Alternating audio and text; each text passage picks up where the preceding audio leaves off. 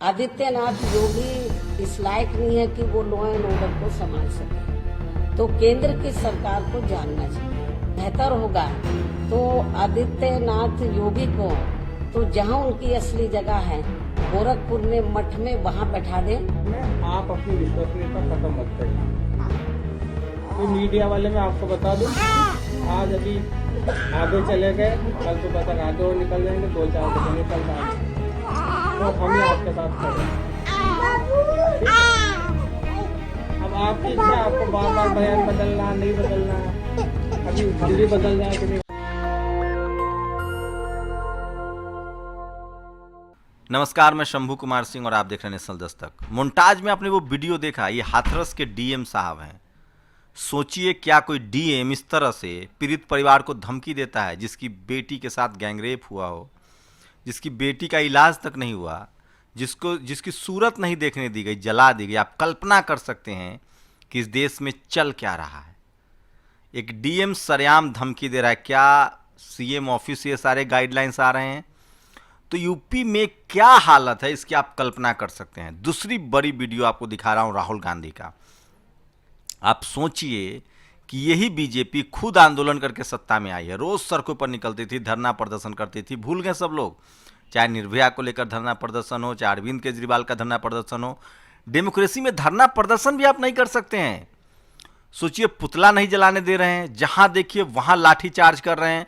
जितनी पुलिस जो है इनकी प्रदर्शन रोकने में लगी हुई है, विपक्षी दलों को रोकने में लगी हुई, उतनी पुलिस क्राइम रोकने में लगी होती तो ये नौबत ही नहीं आती।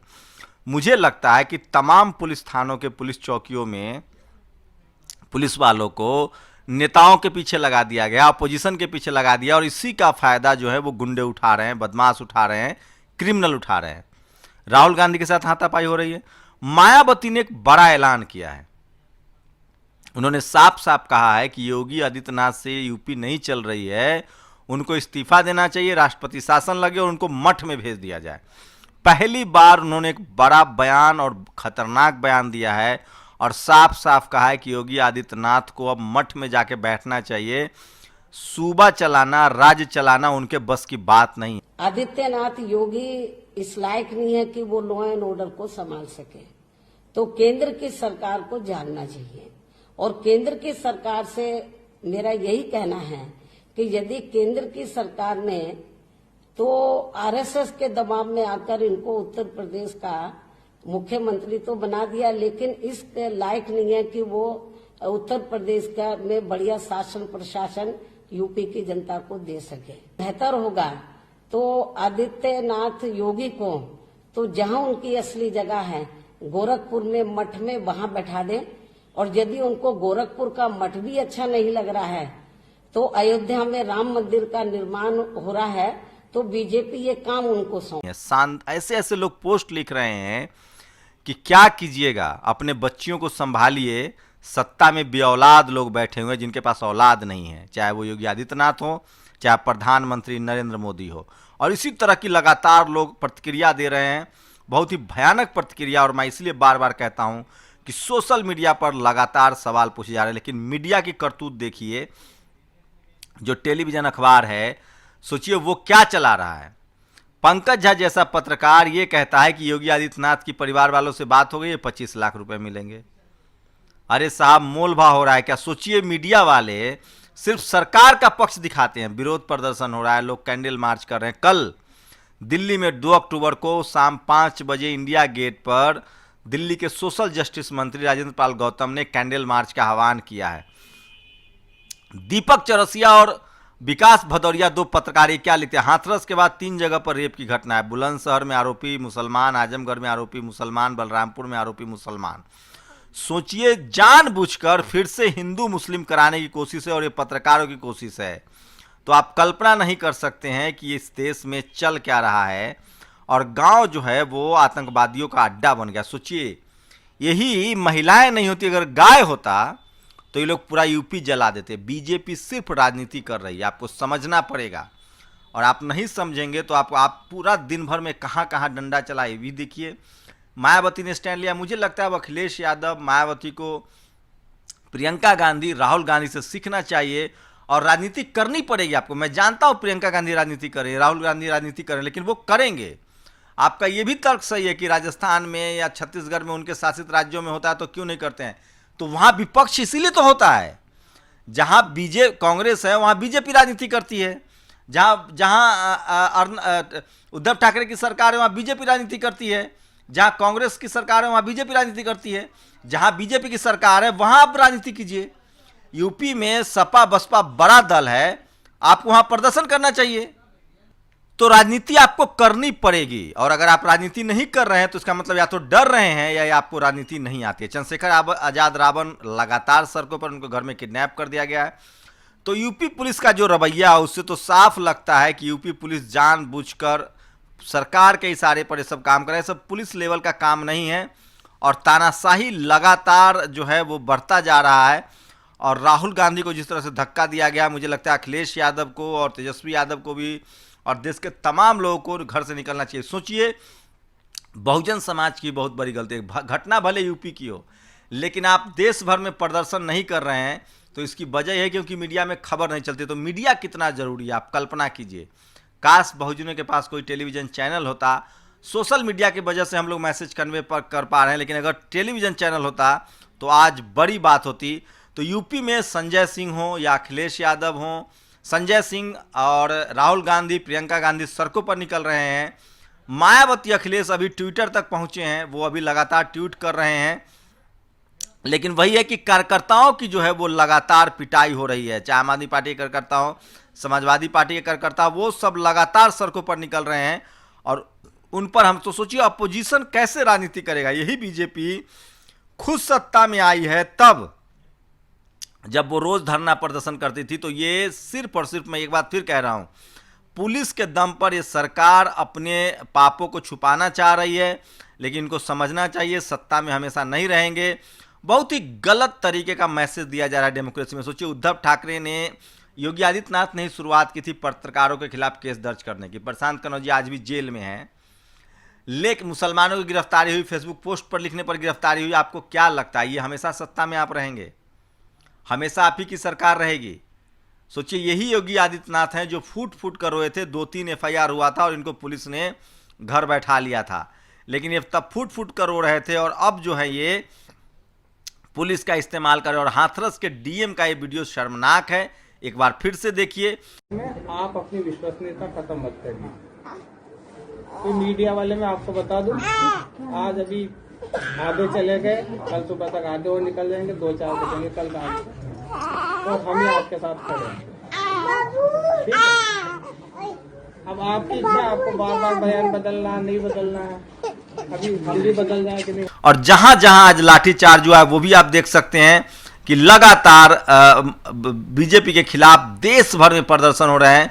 SC ST OBC माइनॉरिटी को न्याय के लिए देश भर में निकलना चाहिए। और रेप का जो पूरा मामला बढ़ता जा रहा है यूपी में, ये लॉ एंड ऑर्डर का मामला है, फेलियर का मामला है, इसको आपको समझना पड़ेगा।